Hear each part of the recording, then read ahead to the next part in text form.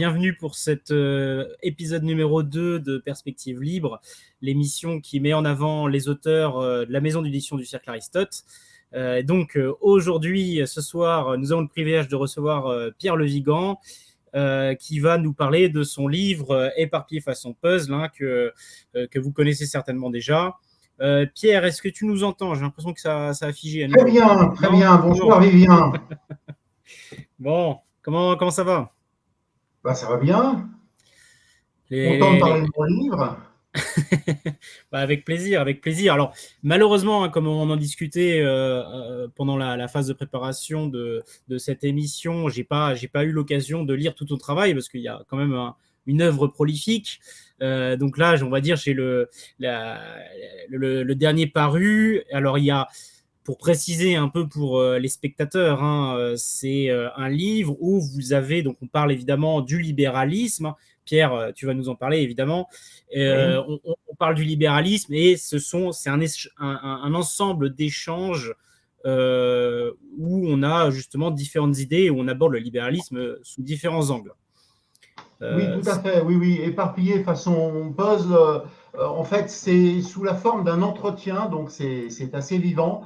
Ça change un peu des ouvrages à structure plus classique, comme Le Grand Empêchement, que j'avais publié sur un thème proche auparavant, toujours aux éditions Perspective Libre du Cercle Aristote. Et donc là, effectivement, c'est sous forme d'entretien. Donc, on m'a dit que c'était effectivement très vivant, puisque les paragraphes sont assez courts, c'est assez réactif. Voilà. C'est à partir de questions qu'un certain nombre de gens m'avaient posées suite au Grand Empêchement, en me disant c'est très intéressant, mais je pense qu'il faudrait même aller plus loin. Ils m'avaient posé des questions auxquelles je n'avais pas répondu dans le Grand Empêchement, parce qu'on ne peut pas répondre à tout.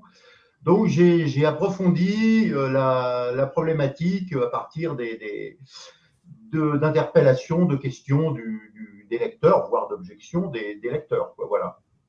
Ouais, ça se sent, ça se lit, franchement, ça se relit relativement facilement.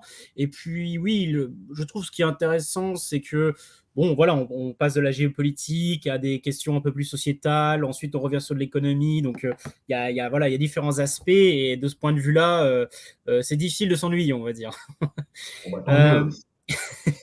Tant mieux. Si on peut travailler, ce n'est pas s'ennuyer. On peut faire des choses sérieuses, au contraire, dans la passion et dans la chaleur du débat d'idées. Tout à fait. Alors justement, pour ajouter un peu de chaleur à ces ouvrages, l'intérêt aussi, c'est qu'on sache qui sont nos auteurs. Donc peut-être peux-tu te présenter pour ceux qui ne te connaissent pas, et puis nous expliquer un peu ton parcours et finalement qu'est-ce qui t'a amené à parler de tous ces sujets. Tout à fait. Oui. Alors. Sans faire trop long, alors je suis né en 1956, en fait, à Boulogne-Billancourt, qui était une ville à l'époque avec beaucoup de mixité sociale, puisqu'il y avait à la fois le côté Boulogne qui était déjà très bourgeois, où habitaient des gens comme André Malraux, et il y avait le côté Billancourt qui était plus populaire, même s'il y avait par exemple, il y a un immeuble de quartier Billancourt dans lequel habitait Michel Jobert. Donc c'était populaire, mais c'était aussi mixte d'une certaine façon. Moi, je suis issu d'un milieu plutôt populaire, plutôt à la base ouvrier employé, mais qui ont réussi en quelque sorte à profiter des 30 Glorieuses pour une certaine ascension sociale. C'est intéressant comme expérience, parce qu'effectivement, j'ai vu qu'à cette époque, on pouvait commencer ouvrier au bas de l'échelle et puis finir technicien supérieur, assimilé cadre, enfin, etc. Bon, on ne change pas forcément, on ne change pas vraiment de classe sociale, mais on passe dans les classes moyennes. Et c'est vrai que c'était faisable à cette époque où les gens, partant de rien, pouvaient acheter un appartement. Voilà, donc c'est une expérience intéressante que j'avais constaté. J'avais fait des calculs à une époque pour savoir en combien d'années, dans les années 70 ou 80, on pouvait devenir propriétaire d'un 50 mètres carrés à Paris, et en combien d'années maintenant. Bon, je ne vais pas vous faire le calcul, mais inutile inutile de plomber l'ambiance. Des choses qui étaient possibles pour un couple d'ouvriers professionnels, avec un peu d'ancienneté, avec quelques prix, ne sont plus du tout possibles maintenant, mais plus du tout. C'est intéressant de constater ça. Alors, pour avancer un petit peu, bon, moi j'avais fait un bac économique et social. Ensuite, j'avais eu l'idée, étant gamin, d'être géologue. Je m'intéressais à la géologie, mais pour ça, il fallait être bon en maths. J'étais pas très bon. Et finalement, je me suis dirigé vers l'urbanisme qui m'intéressait et qui m'intéresse toujours, parce que c'est à la confluence, en quelque sorte, des exigences économiques et financières, des usages sociaux, donc de la sociologie, et même à certains égards de l'art, puisqu'il y a une question d'esthétique qui se pose. Donc, c'est un métier intéressant. Donc, j'ai travaillé dans le secteur du logement social et même très social. J'ai travaillé dans une association auprès de malades du sida, même à une époque, pour m'occuper du logement de ces malades. Une expérience tout à fait intéressante. Et alors, mes centres d'intérêt très jeunes, ça a toujours été les idées. Alors, bon, j'ai eu une passion étant gamin pour l'histoire de la Révolution française, du consulat et de l'Empire. C'est une passion qui ne m'a jamais complètement quitté. Hein. J'ai lu vraiment quelques dizaines, et même sans doute beaucoup plus de 100 livres sur les questions, pratiquement tout Castelot et pas seulement Castelot, bien sûr. Une partie d'Adolphe Thiers, ce fameux ouvrage L'histoire de la Révolution française et du consulat et de l'Empire. C'est vrai que c'est intéressant parce qu'il y a un point commun avec l'histoire de l'Empire romain, c'est qu'il y a en quelque sorte une telle intensité historique qu'on retrouve un peu tous les moments de basculement qu'on trouve dans l'histoire, mais parfois à des rythmes plus lents. Et là, on trouve tout, mais en accéléré. On trouve à la fois le choc des idées, l'influence de la philosophie des Lumières sur la philosophie de la Révolution française, le choc des idées, les chocs sociaux, les problèmes de faim, les problèmes de manque de pain, la taxation du pain, les tentatives presque socialisantes au moment de la radicalisation du comité de salut public avec Robespierre, les thermidors, enfin la fin d'une révolution dont les commanditaires sont en fait les plus sanguinaires finalement des révolutionnaires, qui sont eux-mêmes qui liquident Robespierre. Enfin, disons que c'est comme l'Empire romain, c'est un moment d'accélération historique. Et mes centres d'intérêt jeunes, ça a été, alors donc ça, en dehors de l'histoire, même si les choses sont liées, ça a été assez vite le socialisme français notamment, Pierre-Joseph Proudhon, et un grand centre d'intérêt pour les non-conformistes des années 30. Ça reste d'ailleurs une de mes références. Jean-Pierre Maxence, Robert Francis, Thierry Maulnier, etc., la jeune droite, le personnalisme communautaire, etc. Bon, tous ces mouvements, le journal L'Insurgé, etc. La troisième force de Gaston Bergerie, voilà, j'ai vu ça avec beaucoup d'intérêt. Je me suis beaucoup intéressé aux ouvrages de Jean Touchard sur ce sujet, Pierre-Marie Dieudonna, etc. C'est quelque chose qui me paraît très intéressant. Alors la critique de l'américanisation du monde aussi, qu'on voit dès cette époque, et même dès les années 20, ça me paraît intéressant parce que ça reste actuel, même si les choses bien sûr ont évolué, et l'Amérique n'est plus seulement en Amérique, elle est aussi au Japon, et elle fait retour en quelque sorte. Disons que l'occidentalisation du monde a fait le tour du monde. Oui, j'ai bien aimé dans le livre quand tu parles justement des routes de la soie qui finalement ramènent l'Occident à son point de départ. Absolument, oui, tout à fait. La Chine occidentalisée revient vers nous par les routes de la soie, mais occidentalisée et en même temps fidèle, c'est là toute la complexité, à son identité chinoise à certains égards. Bon, il y a un mix d'occidentalisation et de fidélité à la tradition chinoise la plus profonde.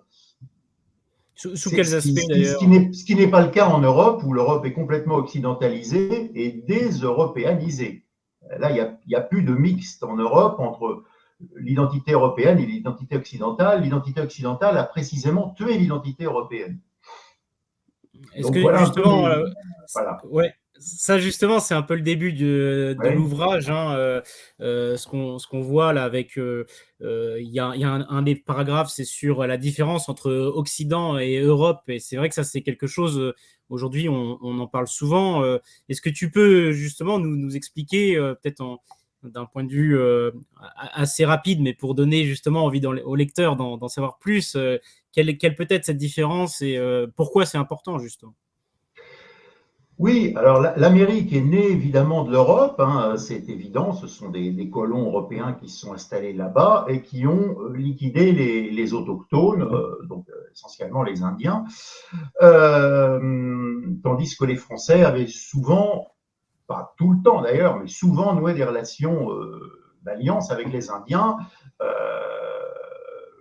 au Canada notamment, mais aussi en Louisiane, puisque les Français ont aussi été aux États-Unis proprement dit, comme nous le savons. Et donc effectivement,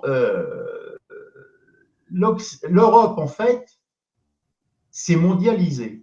Et cette mondialisation, elle a pris un nom, c'est l'occidentalisation du monde.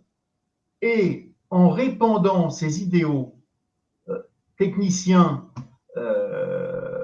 progressistes, et même de supériorité de l'homme blanc occidental partout dans le monde, eh bien finalement, l'Europe s'est vidée d'elle-même, c'est-à-dire que elle a cessé d'être fidèle à ce qui lui était propre, et elle a perdu le sens de ses origines grecques, le sens aussi de la romanité, hein, de l'ordre romain, ou du droit romain aussi, et finalement, elle s'est dissoute, c'est-à-dire que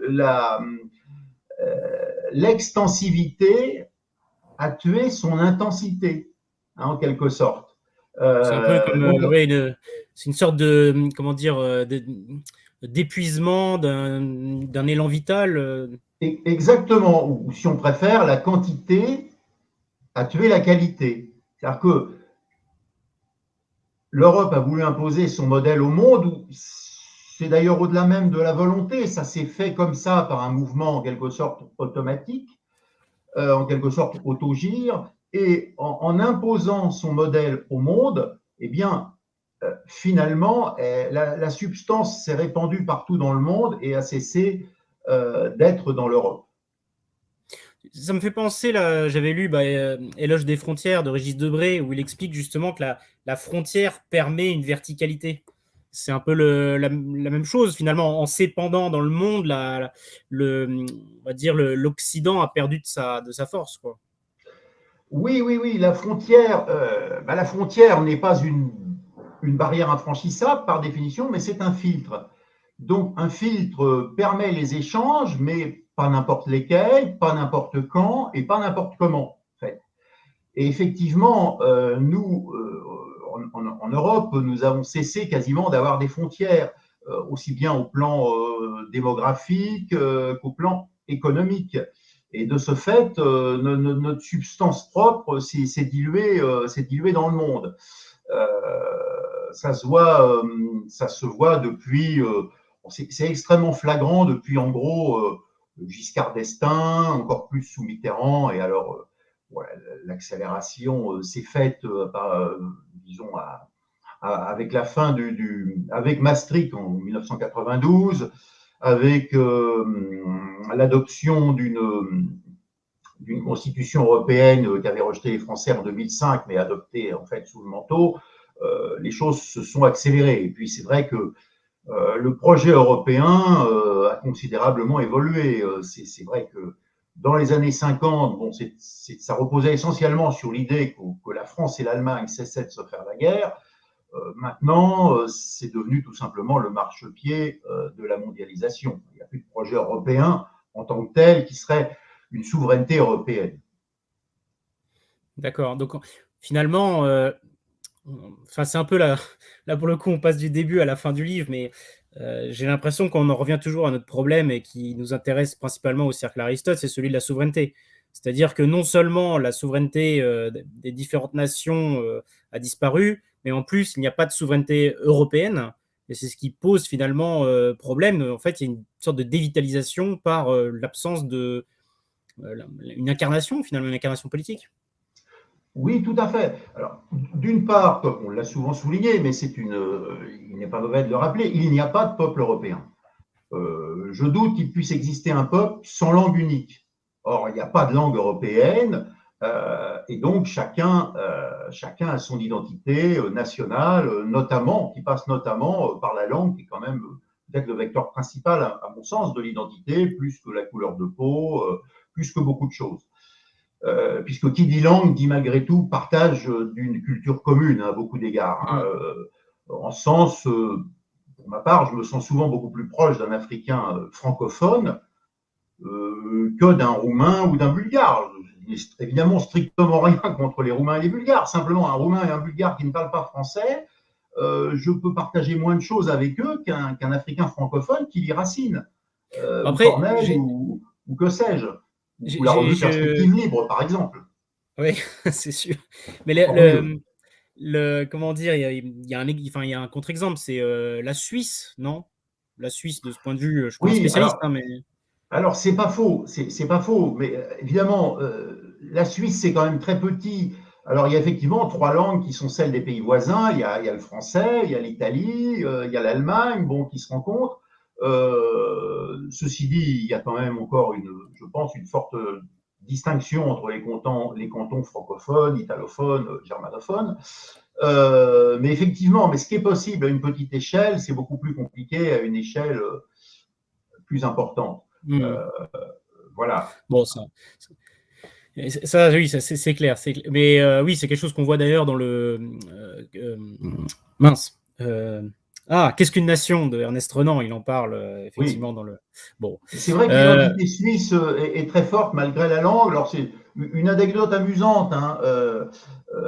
En 1808, il y avait des Suisses dans l'armée française de Napoléon qui étaient en Espagne, et il y avait des Suisses dans les troupes anglo-espagnoles qui nous étaient opposés.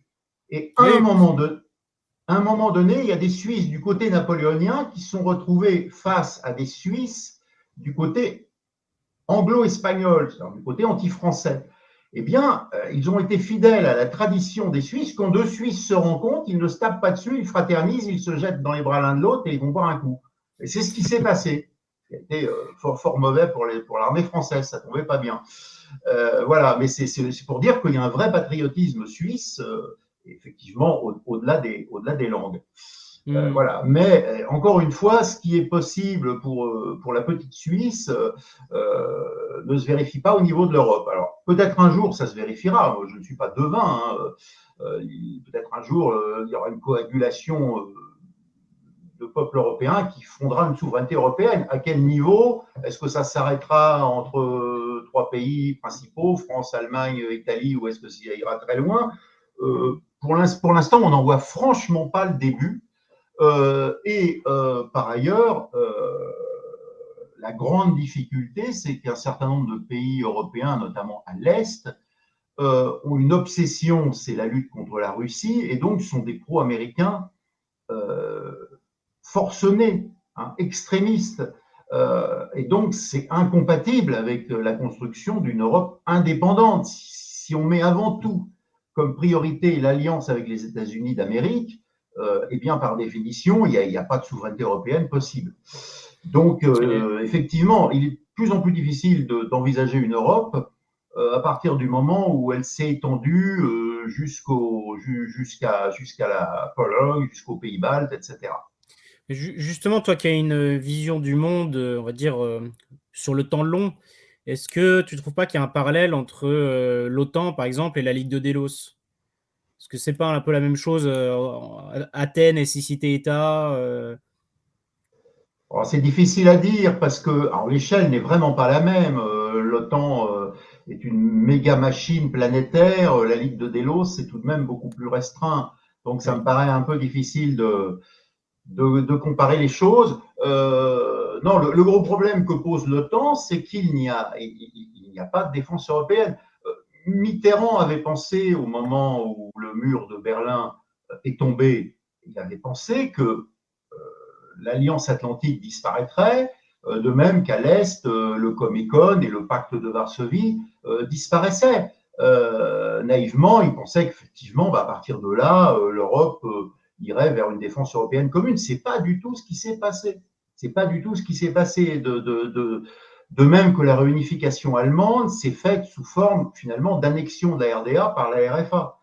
Il n'y a pas eu une réunification entre guillemets égalitaire, ce qui a beaucoup déçu un certain nombre de gens qui étaient socialistes tout en étant hostiles au régime de la RDA. En fait, non, ça a été le modèle occidental capitaliste, libéral, qui a triomphé en Allemagne et partout ailleurs. Hein, partout ailleurs. Il n'y a pas eu, si je puis dire, justement, de troisième voie qui reste une de mes positions, une troisième voie qui soit ni le communisme des casernes bureaucratiques, ni le libéralisme du renard libre dans le poulailler libre.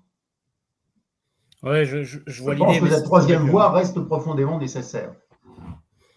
Et alors justement, parce que là on rentre vraiment dans le vif du sujet hein, par rapport au livre, comment tu entends justement cette troisième voie ?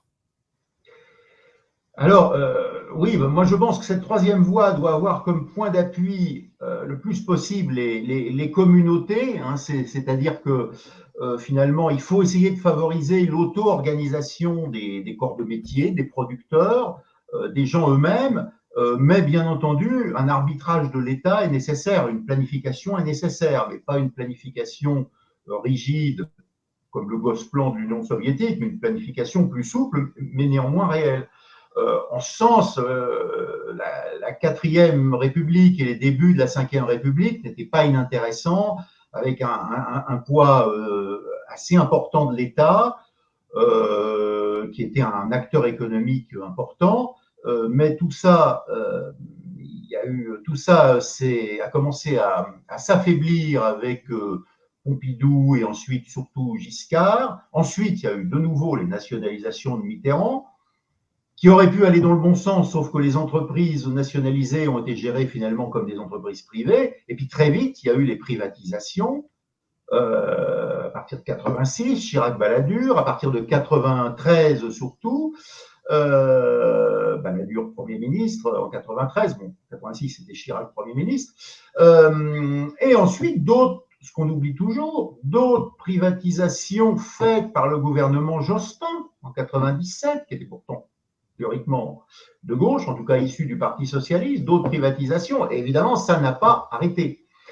Moi, je crois nécessaire un poids important de l'État dans l'économie. Je pense que les secteurs clés de l'économie doivent être contrôlés par l'État, mais effectivement, pas que par l'État, mais d'une manière en quelque sorte en association avec les travailleurs eux-mêmes, hein, et avec aussi des représentants des consommateurs, pour une sorte de cogestion État, branche professionnelle directement concernée et consommateurs aussi. Voilà. Mais alors je pense que ça nécessite au minimum, ce n'est pas suffisant, mais au minimum un certain protectionnisme national. Au minimum, en tout cas, la logique de proximité, hein, le localisme. Acheter et produire le plus localement possible. Alors, bon, dans certains cas, ça peut être au niveau vraiment des 10 km à la ronde. Dans d'autres cas, ça peut être au niveau, je peux dire, départemental. Dans d'autres cas, au niveau de la région. Dans d'autres cas, au niveau national. Si ce n'est pas possible au niveau national, que ça soit au moins dans des pays très proches et le moins internationalisé possible. Parce que si on dépend de produits à l'autre bout du monde, en cas de guerre, eh bien, ces produits n'arriveront pas chez nous, nous n'aurons pas notre autonomie stratégique, etc. Ouais. Or, ça, voilà, on le voit très bien. Et c'est vrai que malheureusement, l'accélération de la mondialisation a été terrifiante depuis Chirac, Sarko. Bon, Chirac, son deuxième mandat, il n'a pratiquement rien fait. Sarko a poussé encore à la mondialisation et Hollande n'a rien fait contre. Il y a eu une petite tentative au début avec Arnaud Montebourg de réindustrialiser, mais Arnaud Montebourg s'est vite trouvé bloqué. Et puis on est reparti, alors depuis Macron, c'est la mondialisation à tout va, et c'est l'oligarchie mondialiste qui achète la France par paquet entier. Alors justement, pour les gens, on va dire, qui n'ont pas nécessairement qui ne s'intéressent pas nécessairement à ces sujets-là ou qui n'ont pas eu le temps de rentrer dedans, on a l'impression qu'il peut y avoir un paradoxe. C'est-à-dire, tu nous dis que le libéralisme va, comme tu le dis hein, dans le titre du bouquin, va pour tuer les peuples et surtout, finalement, étouffe et tue l'État. Mais en même temps, les présidents dont tu parles, ce sont les chefs d'État. Et on pourrait se dire, mais pourquoi ces gens-là qui sont censés être à la tête d'une institution ne font pas ce qu'il faut pour justement adopter cette troisième voie ou en tout cas mettre en place des mesures qui iraient à l'encontre de ce mouvement-là? Malheureusement, les chefs d'État que j'ai cités n'ont pas l'envergure qu'avait le général de Gaulle, qu'avait même Georges Pompidou. Ils sont de plus en plus. Alors Macron est caricatural, hein, il est vraiment coopté par l'oligarchie. Hollande, c'est un peu différent. Il était lié à l'oligarchie, mais il sortait malgré tout d'un parti politique. Ça a été quand même essentiellement un quinquennat d'immobilisme, hein, sauf dans le domaine sociétal où il y a eu des choses pas très souhaitables, hein, comme le mariage pour tous, c'est-à-dire que Hollande a suivi le courant dominant. Mais c'est vrai qu'au plan économique, ça a été un relatif immobilisme, même si il y a eu malgré tout toute une série de mesures très favorables au capital. Il y a quand même une tendance qu'il faut bien voir, hein, c'est que depuis les années 70, le partage de la richesse nationale, c'est-à-dire du produit intérieur brut, ce partage est de plus en plus défavorable aux revenus du travail par rapport aux revenus du capital. Il y a environ 10 points, c'est-à-dire 10% du PIB qui, les 50 dernières années, sont passés des revenus du travail vers les revenus du capital. Ça, c'est quand même extrêmement caractéristique, et comme disait un Américain dont le nom m'échappe, hein, oui, la lutte de classe existe, et il se trouve que c'est nous, les forces de l'argent, les forces du capital, qui l'avons gagnée. Voilà. Genre justement, si parmi les spectateurs, quelqu'un a le nom de cette personne, hein, ça nous intéresse, n'hésitez pas à nous écrire. On le retrouve très facilement, je n'ai plus en tête, mais oui. Voilà. Alors, l'une des choses importantes en fait que j'explique, c'est que je reviens sur cette question de la différence éventuelle entre néolibéralisme, hein, le terme est à la mode depuis les années 80 au moins, et le libéralisme tout court. Et ce que j'explique, c'est que on les oppose parfois en disant c'est pas du tout pareil, on est passé, le néolibéralisme est financiarisé, etc. Bon, bien entendu qu'il y a des inflexions. Mais ce que j'explique, c'est que malgré tout, la trame est la même, la racine est la même, c'est-à-dire c'est l'individualisme et le règne de l'intérêt, la recherche de l'intérêt individuel en l'occurrence, c'est théorie de Jérémy Bentham, hein, liberté, égalité, propriété, hein, disait Marx à propos de Jérémy Bentham. En l'occurrence, ce qui me paraît l'élément fondamental, moi plutôt que de libéralisme, de différence entre libéralisme et néolibéralisme, je dirais qu'il y a évolution du libéralisme classique vers un ultralibéralisme. En fait, le néolibéralisme, c'est en fait un ultralibéralisme. Pourquoi est-il ultra? Parce que les libéraux sont des gens qui ne sont pas idiots. Ils se sont rendus compte que leur postulat, qui est que l'homme n'est mu que par ses intérêts individuels et non par les passions communautaires, ni par les sentiments d'appartenance communautaire, ils se sont rendus compte que leur anthropologie, en quelque sorte, leur postulat anthropologique, n'était pas exact.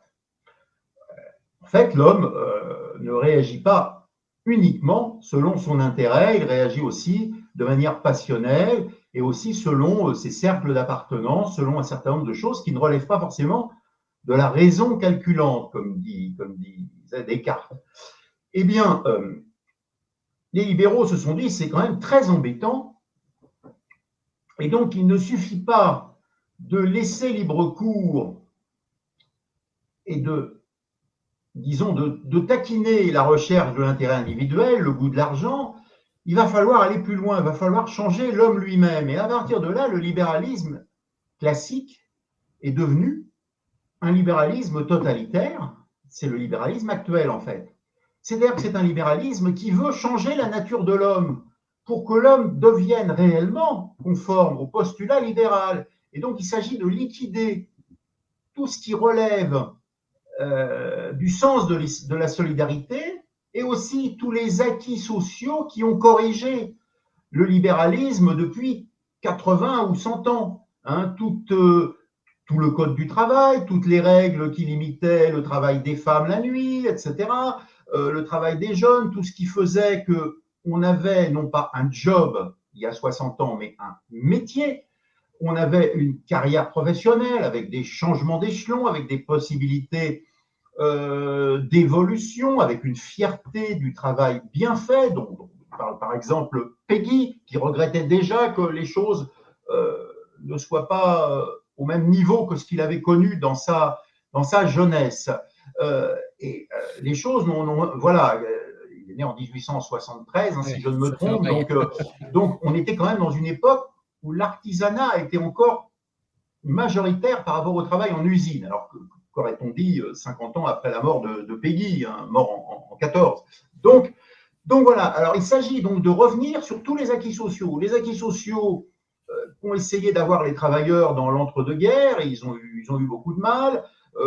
Des acquis comme la retraite des vieux travailleurs instaurée par Pétain, tout le programme du CNR, hein, qui rejoignait d'ailleurs des partisans de la troisième voie, des propositions sociales qui dataient des années 30, par exemple. Hein. Tout ce qui fait que la France a essayé de rattraper un peu d'autres pays d'Europe qui étaient plus avancés au niveau de la protection sociale.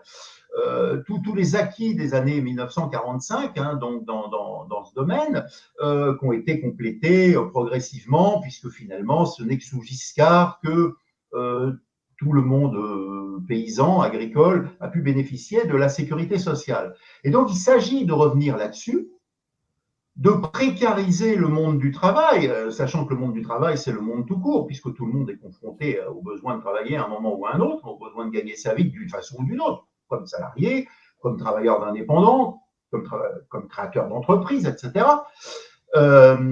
Et donc, il s'agit de précariser tout le monde, de casser le code du travail, de casser tous les accords nationaux au profit d'accords d'entreprise dans lesquels les salariés ne sont évidemment pas en position de force, de délégitimer de plus en plus les syndicats en décourageant les gens de se syndiquer, alors bien entendu, les syndicats étant de moins en moins financés par leurs adhérents, ils vivent de subventions de la France, du gouvernement français, voire de l'Union européenne, et donc évidemment, ça les pousse à ne pas être très radicaux dans leur critique du gouvernement français et même de l'Union européenne.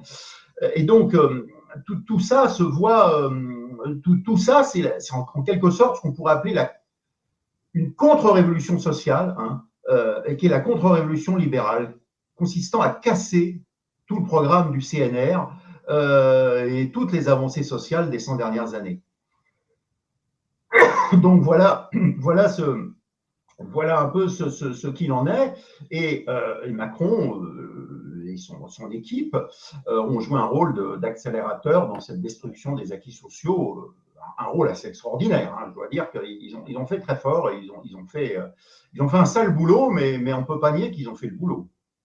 Parce que j'ai l'impression, quand tu décris le libéralisme, on a l'impression que c'est pratiquement un mouvement automatique. On a l'impression qu'on a découvert l'intérêt personnel à un moment, et qu'à partir de ce moment-là, ça n'a été qu'une suite, c'est-à-dire au fur et à mesure, on désagrège la société pour satisfaire son intérêt personnel.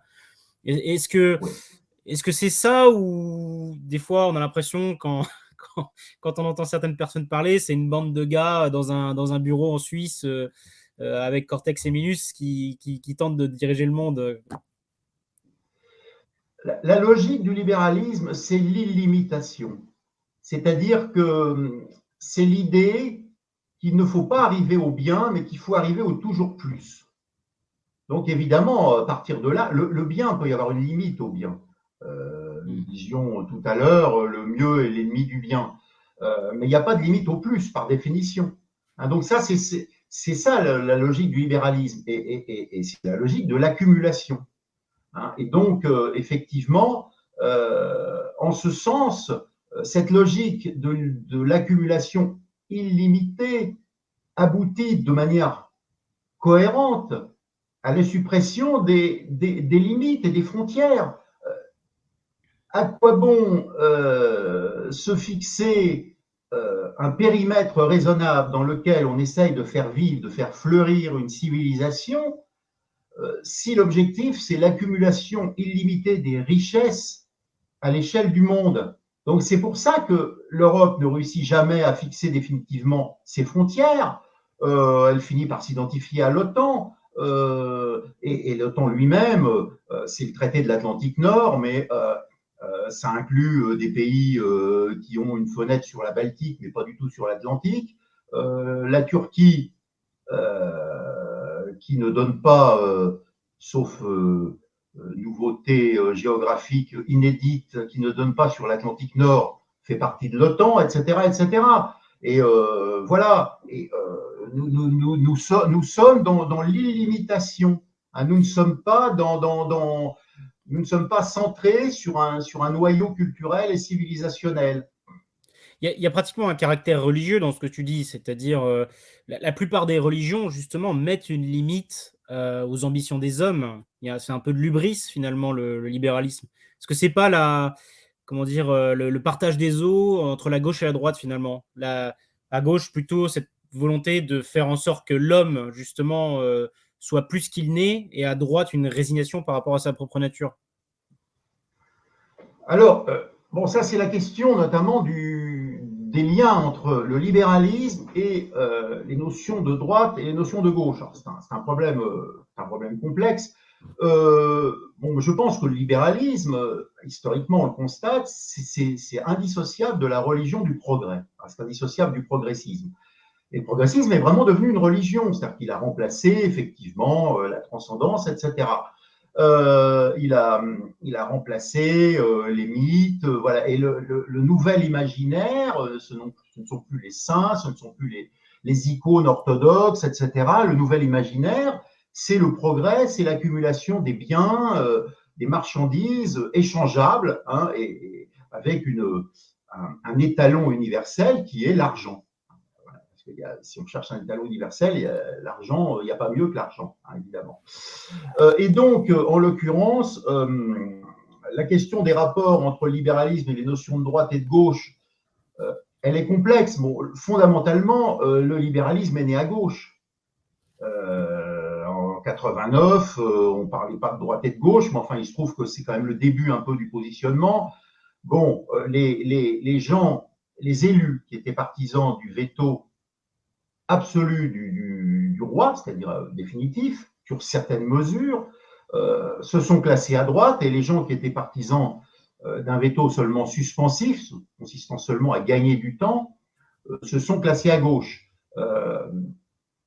En l'occurrence, effectivement, les gens partisans de l'autorité royale et les gens partisans de l'autorité de l'Assemblée, ça a fait d'un côté la droite et de l'autre côté la gauche. Il se trouve que les révolutionnaires de 89 étaient aussi, c'est pas du tout un hasard, ceux qui ont, par les lois Le Chapelier, les décrets d'Allard, etc., supprimé les corporations.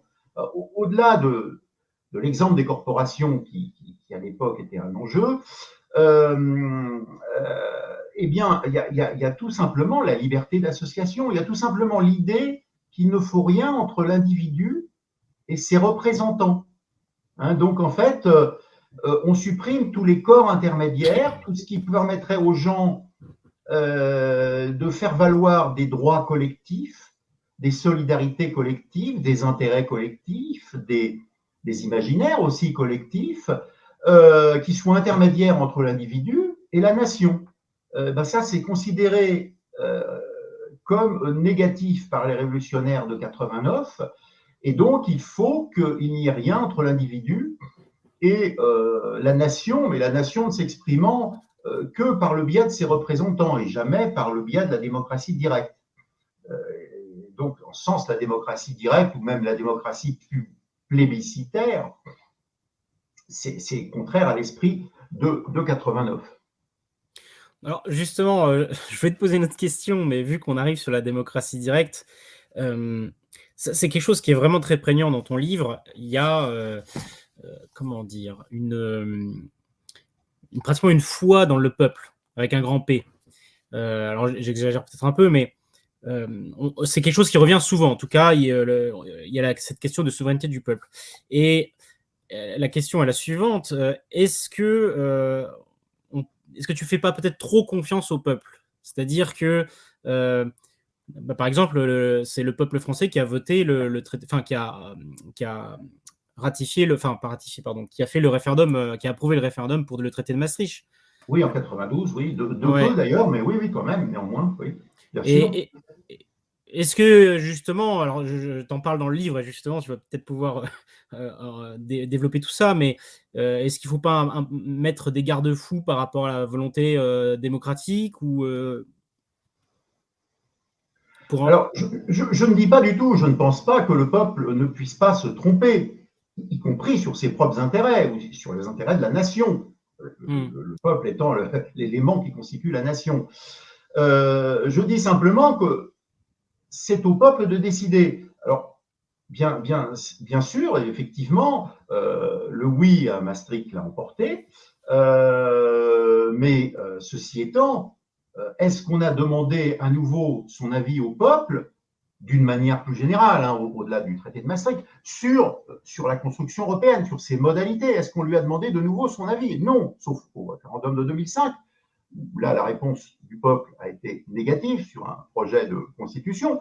Et nos gouvernants n'ont pas tenu compte de l'avis du peuple. Donc, moi, je pense qu'il faut demander l'avis au peuple régulièrement. Il ne s'agit pas de faire des référendums sur l'Europe ou sur autre chose tous les 2 mois, mais tous les 5 ans, par exemple, surtout quand il y a des crises sociales, et Dieu sait s'il y en a eu depuis 1992, hein, en l'occurrence la grande crise de 95, il y en a eu d'autres, il y a la crise actuelle en tout cas, eh bien, on aurait pu demander au peuple son avis sur telle ou telle orientation, sur le protectionnisme, etc.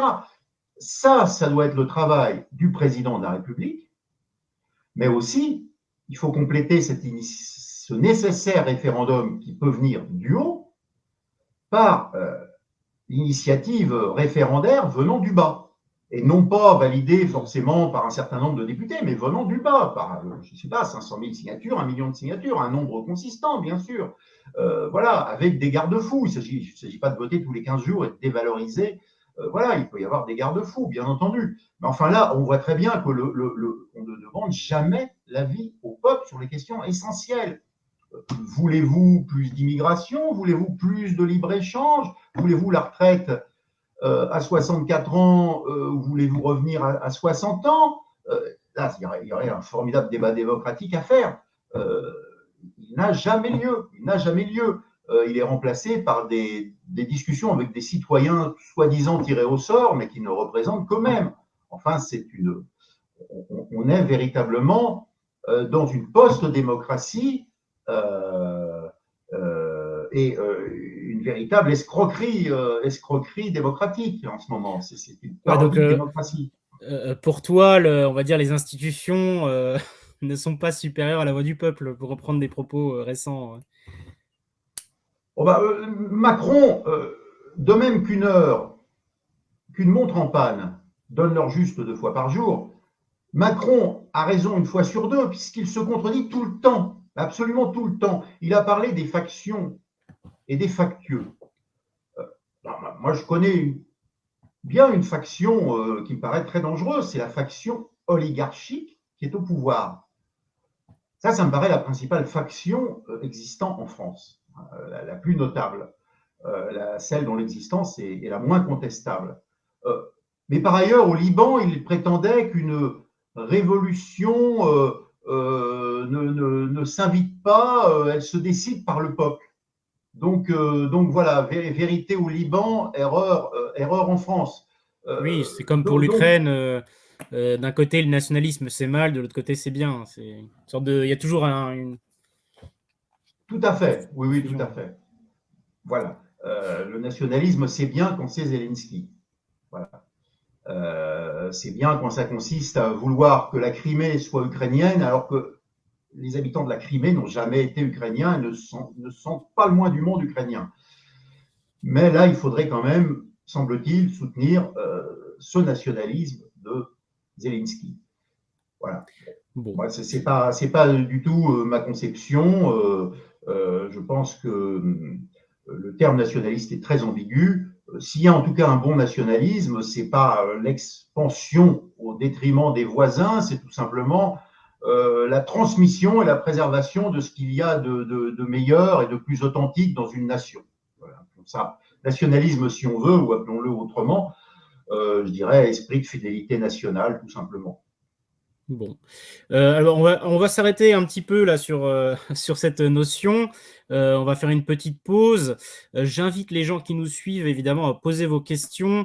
Les modérateurs vont les prendre et on va pouvoir, dans la deuxième partie de l'émission, en aborder. Comme ça, ça va vous permettre d'avoir les retours en direct de Pierre Le Vigan. Donc n'hésitez pas, hein, on l'a sous la main, c'est le moment. On est de retour avec Pierre Le Vigan pour la deuxième partie de l'émission. Bon, comment dire, je suis en contact avec les modérateurs, donc remerciements à donner à Forkhead2 qui s'est abonné avec Prime, donc merci à lui ou à elle d'ailleurs. Et puis évidemment, hein, pour ceux qui nous suivent et pour les autres, n'hésitez pas à vous abonner, à nous suivre sur les différents réseaux sociaux. C'est comme ça qu'on fait vivre le cercle et puis qu'on peut faire découvrir des auteurs comme Pierre, dont l'œuvre mériterait d'être plus amplement connue. Donc justement, pour revenir sur ton ouvrage, Pierre, on parlait juste avant du concept de nation, et dans l'ouvrage, à un moment, tu parles aussi des limites de la démocratie représentative. Donc on parlait juste avant des institutions. Est-ce que parce que dans l'ouvrage, tu parles aussi surtout, enfin, pas surtout, mais à certains moments qu'il faudrait redonner un certain rôle au parlementarisme. Est-ce que selon toi, c'est pas justement une limite qu'on avait pu constater pendant la Troisième et la Quatrième République, le parlementarisme, est-ce que ça a vraiment sa place dans le futur est-ce que c'est vraiment une solution pour la France en fait? Alors oui, tout est question d'équilibre. Alors, une chose est sûre, on peut constater que la République parlementaire, qui était la Troisième République, a tout de même réussi à gagner la guerre de 14-18. Donc, c'est quand même pas un régime qui mène la nation forcément à la défaite ou à la catastrophe. Une autre chose est ce qu'il en a été de la gestion de l'après-guerre, etc. Voilà. Donc, je pense que tout est question d'équilibre. En fait, actuellement, ce qui est le plus dommageable pour la démocratie, c'est en fait le gouvernement des juges. Conseil d'État, Conseil constitutionnel, l'idée que le préambule de la Constitution est plus important que la Constitution, l'idée même que la devise de notre République, liberté, égalité, fraternité, pourrait être plus importante que nos lois. Et ainsi, la fraternité peut être interprétée peut être interprétée de manière mondialiste et justifierait, par exemple, que l'on aide des sans-papiers à venir illégalement en France. Il y a eu un jugement là-dessus qui concernait les Alpes-Maritimes, la frontière avec l'Italie. Donc, ce gouvernement des juges, c'est le principal danger. Et effectivement, il faut absolument revaloriser le rôle du Parlement et surtout de l'Assemblée nationale, qui est quand même l'Assemblée la plus démocratique, même si elle devrait l'être plus avec une dose de proportionnelle, ou avec une proportionnelle à prime majoritaire, ou en tout cas un système mixte, avec un mélange de scrutin uninominal, territorial, donc par circonscription, et une dose raisonnable de proportionnelle. Il se trouve qu'en l'occurrence, effectivement, l'Assemblée n'a pas assez de pouvoir. Mais en disant cela, je ne reviens pas sur ce qui me paraît nécessaire, c'est que le pouvoir du Parlement, qui doit être plus important, pouvoir surtout de l'Assemblée nationale, qui doit être beaucoup plus important, doit avoir un correctif par le référendum, à la fois venu du haut pour dénouer des crises, à l'initiative du président de la République, et d'initiative populaire avec évidemment des vérifications pour que ça corresponde disons, à une demande substantielle. J'évoquais 1 million de signatures pour un référendum. Bon, ça, je dirais que c'est un aspect technique, mais évidemment, il ne s'agit pas de voter tous les 15 jours. Il faut que ça garde une certaine force. Donc, voilà, mais je reste absolument convaincu que le pouvoir personnel du président de la République est absolument catastrophique. Alors, pas seulement parce que ce président est ce qu'il est avec Emmanuel Macron, mais aussi d'une manière générale.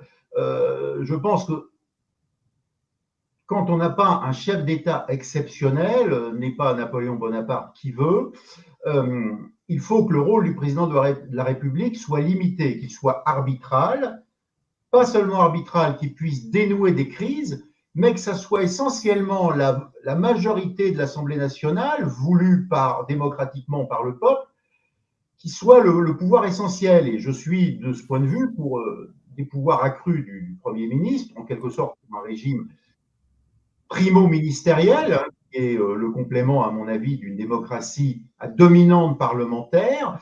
Et je pense... Pratiquement un président du Conseil, en fait. Je pense, oui, quand on disait président du Conseil, ça voulait dire président du Conseil des ministres. Et je pense notamment que le président de la République n'a pas vocation à présider le Conseil des ministres, sauf en période exceptionnelle, ou une fois ou deux par an, par exemple au début de l'année, etc., ou en période de crise très grave, bien entendu. Mais que ça ne doit pas être son rôle. Ce n'est pas le rôle du président de la République de s'occuper de lois sur les ascenseurs ou sur le traitement du cancer, etc. Enfin, je veux dire, il y a toute une série de choses qui ne sont pas d'une importance négligeable, bien entendu, mais qui relèvent, je dirais, des ministres spécialisés de la gestion quotidienne. Donc, je pense que le rôle du Premier ministre devrait être beaucoup plus important, que le Premier ministre ne devrait plus être le premier collaborateur du président de la République, pour reprendre la formule absolument calamiteuse quant à l'état d'esprit que cela dénote, qui était la formule de Nicolas Sarkozy. Il disait mon collaborateur, le Premier ministre. Non, le Premier ministre n'est normalement, selon l'essence de la Constitution de la Ve République de 1958, n'est absolument pas le collaborateur du président de la République. Ce n'est pas un directeur de cabinet. Le Premier ministre devrait normalement conduire la politique du gouvernement. Donc ça, je pense que ça devrait être absolument fondamental. Et effectivement, ensuite, le président de la République doit avoir un rôle très important pour dénouer les crises, notamment quand le pays devient ingouvernable, et en période de guerre aussi pour faire les arbitrages nécessaires. D'où l'article 16 et aussi tout simplement la possibilité de référendum pour dénouer par exemple une crise sociale. Voilà, donc voilà, je suis vraiment pour le retour à l'esprit de la Ve République, qui sous-entend bien entendu que l'on revienne sur le quinquennat, donc la coïncidence par la durée du mandat du président et des députés, et qu'on revienne aussi sur l'absurde inversion du calendrier électoral qui a été une calamité, comme Paul Quilles, qui est décédé, mais comme Paul Quilles l'avait dit. Mais je pense que le plus simple, c'est pas seulement de faire précéder les élections du PR, du président de la République, par les élections législatives, c'est surtout de les déconnecter en revenant au septennat. Là-dessus, je suis tout à fait d'accord avec un certain nombre de gens, comme Jean-Christophe Poisson, parmi bien d'autres. Voilà, je suis pour le septennat. Et l'idée, ce serait pratiquement d'avoir un midterm elections comme aux États-Unis, en fait. Non, c'est pas la même chose. C'est pas la même chose. C'est simplement distinguer la durée. Ça veut dire aussi distinguer la fonction. C'est-à-dire que voilà, c'est deux choses différentes. Ce n'est pas, à mon avis, au président de la République de conduire la politique du gouvernement. Il a la responsabilité, une responsabilité autre qui a une dimension, à mon sens, sacrale, qui est d'assurer la continuité de la nation. Donc, voilà. Et si la majorité à l'Assemblée nationale ne va pas dans le sens du président de la République, eh bien, cette majorité ayant été élue démocratiquement, il doit s'en accommoder. Mais s'il estime qu'il doit imposer ses idées, eh bien, il doit le proposer au peuple. Et c'est au peuple, par référendum, et c'est au peuple, en dernière instance, de trancher. Et il peut aussi dissoudre l'Assemblée nationale. Mais je pense fondamentalement que le fait que la durée du mandat du président et des députés ne soit pas la même, c'est très important pour montrer que les enjeux ne sont pas les mêmes, que les responsabilités ne sont pas les mêmes. Ça, c'est très important. Justement, pour revenir sur ce que tu disais à l'instant, la notion de sacré, en fait, elle revient souvent dans ton ouvrage, notamment sur comment dire, la conception sacrale qu'on peut avoir du peuple, la parole du président de la République dont tu parlais à l'instant. Comment, et d'ailleurs tu le dis à un moment, j'ai l'extrait, il faut redécouvrir la présence du divin. Comment on peut faire justement pour redécouvrir le sacré ou le remettre à sa place finalement? Alors, le sacré ne se décrète pas. Simplement, il faut essayer d'être à l'écoute de ce qui va dans ce sens dans la société. Bon, c'est vrai que, par exemple, dans un certain nombre de pratiques sportives, de randonnée en forêt, il y a de la sacralité, une sorte de sacralité panthéiste. Je pense aussi que le pouvoir, tout pouvoir digne de ce nom, ça prouve que notre pouvoir actuel n'est pas digne de ce nom, il a le pouvoir, mais il n'a pas la puissance sacrale. C'est un simple pouvoir exécutif, un pouvoir d'exécution, un pouvoir de facto. Tout pouvoir digne de ce nom doit entretenir une sacralité par les symboles. C'est toute la question de la symbolique. Je pense que toute société a besoin de produire un imaginaire et de se retrouver dans un imaginaire commun et dans des symboles communs. C'est toute la question très importante dont parlait Pierre Legendre, récemment décédé, de la symbolisation.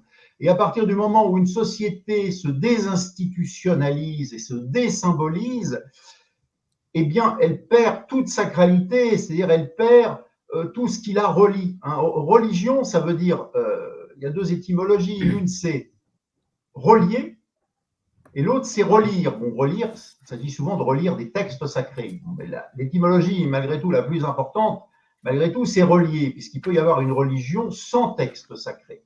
La sacralité peut être dans les images, dans les chants, dans une musique, dans un style de vie. Hein, donc, en ce sens, le monothéisme n'a certainement pas le monopole du sacré. Oui, bien Et sûr. donc, je pense qu'effectivement, actuellement, je voyais par exemple récemment une affiche Engagez-vous dans la marine. Sur cette affiche, il n'y avait pas une seule fois le mot France. Il y avait écrit gouvernement. Voilà, c'est gouvernement.com ou gouv.fr, gouv.fr me semble-t-il. Voilà, mais pas une seule fois dans les alors il y avait motivation, c'était il y a des hommes, il y a aussi des femmes, c'est très bien. Il y a on vous ferait des tas de choses, vous ferez du sport, etc. Très bien, très bien. Mais à aucun moment il y avait la France. Vous servirez la France. La notion de servir. À aucun moment. C'est le gouvernement. Il n'était même pas précisé que c'est le gouvernement français d'ailleurs. Hein, c'est gouv.fr. Voilà. Donc mourir pour gouv.fr. Est-ce que c'est un horizon souhaitable? Est-ce que c'est un horizon enthousiasmant? C'est pas mourir pour la patrie. Hein. J'en laisse les spectateurs juges de voilà. cela. Hein, mais... Effectivement, c'est autre chose. Hein, c'est pas du Tom Morel ou quoi que ce soit. Hein, c'est un autre horizon. On est loin de Tom Morel. On est loin du colonel Hautpoul sous Napoléon. Une petite anecdote. C'est un peu avant Hello et le colonel Hautpoul, après plusieurs charges inefficaces, charge avec cette fois ses cuirassiers.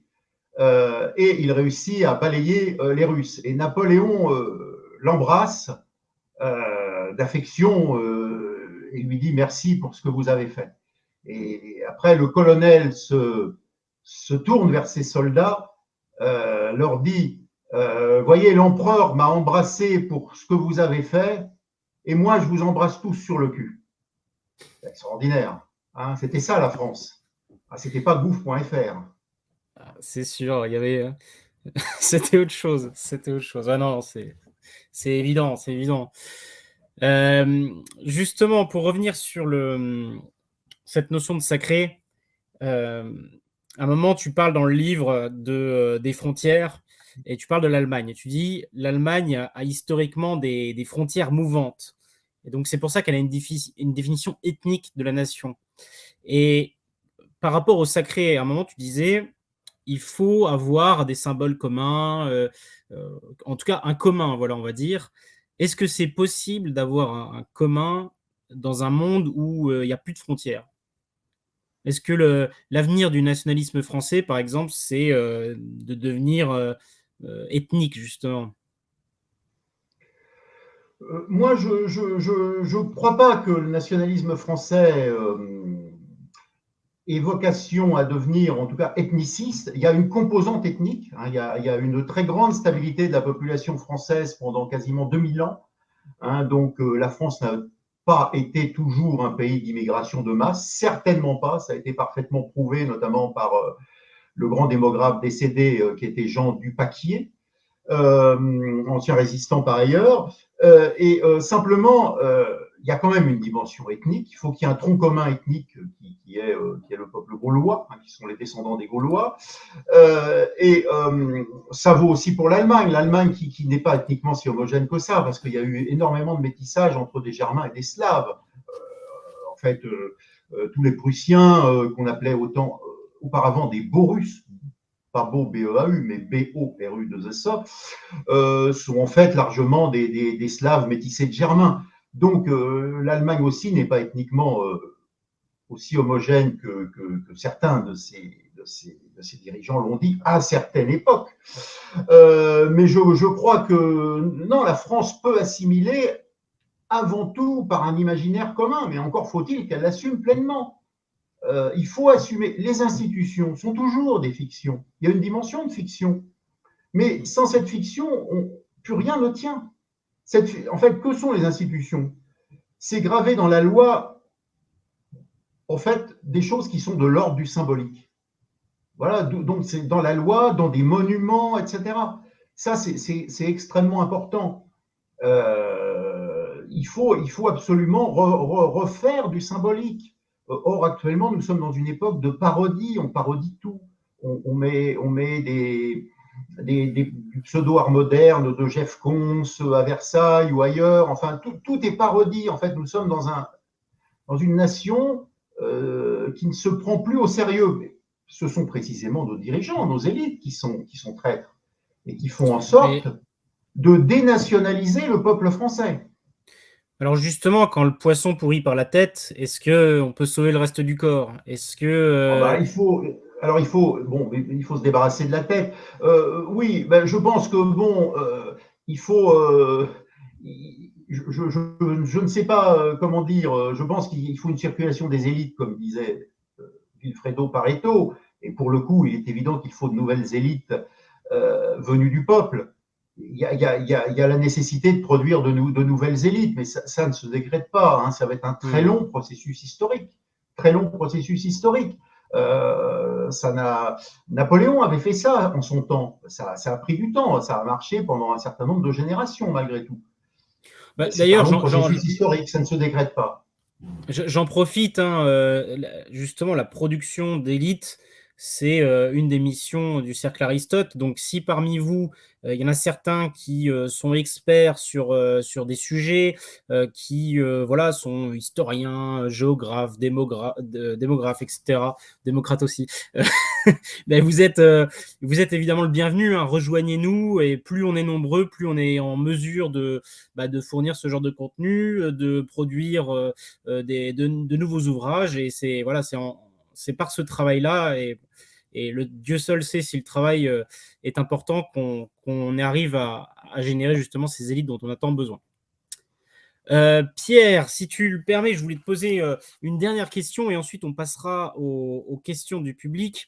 C'est par rapport, alors là, on est vraiment à la toute fin de l'ouvrage, mais c'est intéressant parce que ça boucle finalement tout notre échange. Tu parles à un moment de l'interchangeabilité en fait qu'impose le libéralisme et notamment l'interchangeabilité entre le beau et le laid. Donc il y a cette dimension esthétique. Et on en avait parlé au tout début de notre échange. La dimension esthétique, elle est forcément fondamentale. Et la question que j'ai, c'est est-ce que le beau est un remède contre le libéralisme et contre la modernité? Alors, c'est certain que notre libéralisme ultra, qui veut déconstruire donc l'homme pour que le seul moteur de l'homme soit désormais l'intérêt et l'accumulation matérielle, ce libéralisme ultra produit assez systématiquement du lait et de l'uniforme, ce qui est un peu la même chose, parce que ce qui est uniforme est forcément laid. Hein, c'est évident, c'est-à-dire que évidemment, à partir du moment où quelque chose est répété en masse, en série, à la chaîne, on a forcément un effet de laideur. La beauté suppose la singularité, suppose la personnalité. Donc je crois effectivement que la resymbolisation du monde ne peut être qu'une nouvelle esthétisation du monde. Là, je pense que c'est absolument indispensable. C'est sans doute d'ailleurs l'une des causes de la chute de l'Union soviétique, c'est que il faut bien reconnaître que l'Union soviétique avait quand même perdu le sens de l'esthétique, avait perdu le sens du beau, était devenu un peu terne, un peu gris. Et ça, c'est un problème. Effectivement, l'univers Coca-Cola n'est pas beaucoup plus beau que le monde de l'Union soviétique. Mais, disons, compte tenu d'une absence des deux côtés de sens de l'esthétique, il y avait au moins l'illusion de l'abondance, hein, l'illusion de la diversité des biens matériels. Mais c'est vrai que fondamentalement, il faut avoir tout pouvoir politique digne de ce nom doit avoir une visée esthétique. Il ne s'agit pas de proposer le bonheur pour tout le monde. Enfin, le bonheur idée neuve, c'est une idée un peu naïve. On n'évacuera pas le tragique. Il est important de savoir faire la fête. Ça aussi, la notion de fête, une notion profondément politique. Donc, le politique n'est pas là pour produire du bonheur. Il est là pour essayer de créer les conditions d'un certain bien-être pour l'immense majorité du peuple. Voilà. Ensuite, le bonheur est une affaire évidemment plus personnelle. Par contre, donner à voir du beau, donner à entendre, ça, c'est une fonction du politique. Faire en sorte que les affiches ne soient pas toutes en anglais, redonner sa place aux Français, à la francophonie, c'est une notion profondément politique. Faire en sorte que nos rues ne soient pas envahies de musique commerciale immonde, c'est une affaire politique. Et alors, dans le prolongement, est-ce que un candidat à la fonction présidentielle, par exemple, est-ce qu'il pourrait se baser sur cette dimension esthétique pour reprendre le pouvoir? Est-ce que ça te semble Je pense envisageable? que de toute façon, la politique risque de ne plus passer par les élections, et certainement pas par l'élection présidentielle, qui est, à mon avis, la pire des élections, parce qu'elle est basée sur l'image. Donc, je pense que l'élection présidentielle est vraiment la pire. Donc, je pense que le politique se reconfigurera, je ne sais absolument pas comment, mais sans doute d'une manière, justement, qui n'est pas imaginable aujourd'hui. Mais je ne crois pas du tout qu'une victoire d'un tel ou d'une telle à la présidentielle changera quelque chose. Je constate que de toute façon, les candidats les plus intelligents, les plus intéressants ne peuvent jamais se présenter aux présidentielles. Donc voilà, dernière présidentielle, il n'y avait pas Florian Philippot, donc il n'y avait pas non plus Asselineau. Donc voilà, il y avait Marine Le Pen avec des position quand même relativement floue, bon, moins négative incontestablement que celle d'Emmanuel Macron. C'est évident qu'on ne peut pas faire pire qu'Emmanuel Macron, mais c'était quand même pas très satisfaisant. C'était pas d'une grande rigueur intellectuelle. Voilà. Je ne fais pas de l'anti-lepénisme primaire en disant ça. Je pense mais je pense que les limites étaient nettes. D'ailleurs, la meilleure campagne de Marine Le Pen, c'était en 2012. C'était la campagne la plus, je dirais, la plus sociale, entre guillemets, la plus à gauche. Mais quand je dis à gauche au plan social, pas au plan sociétal, bien entendu. 2017, c'était déjà un petit peu moins radical au bon sens du terme, racine, c'est ce que veut dire le terme radical. Et 2022, bon, elle a fait un score meilleur qu'en 2017 parce que les gens n'aiment pas Macron, tout simplement. Et ceci dit, avec surtout le premier parti de France, c'est le parti des abstentionnistes, ne l'oublions pas. Donc je pense que la reconfiguration passera sans doute par des choses complètement inédites, certainement pas par l'élection présidentielle. Et justement, alors j'en profite pour commencer les questions des spectateurs. Une question de Séphira 6. Est-ce que justement la réforme des retraites, ça pourrait être un moyen de changement, justement? Est-ce qu'elle dit la réforme de retraite sera-t-elle la révolution? Moi, j'espère que ça sera effectivement un coup d'arrêt à l'offensive de dérégulation libérale, hein, consistant à faire travailler les gens de plus en plus tard, ce qui veut dire que dans les couches populaires qui ont des métiers durs, en fait, ils mourront peu de temps après avoir été à la retraite. C'est surtout une réforme, enfin réforme entre guillemets, c'est une mesure qui vise surtout à diriger les gens vers la capitalisation, vers les fonds de pension, parce que les gens vont vite comprendre que la retraite par répartition sera parfaitement insuffisante. Donc j'espère effectivement un coup d'arrêt à l'offensive, à la contre-révolution, en quelque sorte, libérale des macroniens. D'accord.